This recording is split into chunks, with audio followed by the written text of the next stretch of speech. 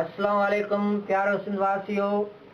जीअं त असांजे प्यारे पाकिस्तान ते अॼु ॾुखियो वक़्तु आहे ऐं हीउ ॾुखियो वक़्तु कोरोना वायरस पूरे मुल्क में ऐं पूरी दुनिया में तेज़ीअ सां फैलिजी रही आहे।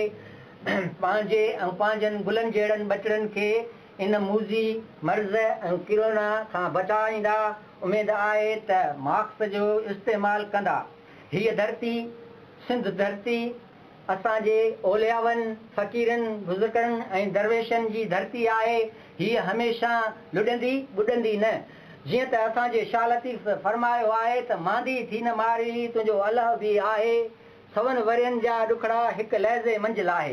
सभिनी भाइरनि खे हिकु नंढिड़ो अर्ज़ु थो करियां त सिंध सरकार सां पंहिंजो सहकार करियो ऐं हीउ मास्क ज़रूरु इस्तेमालु कयो। पंहिंजे घटी मैले गली खे साफ़ ऐं सुथिरो रखो, पंहिंजे बचनि खे साफ़ सुथिरो रखो ऐं हिन मूज़ी मर्ज़ खां बचाईंदा। शुक्रिया।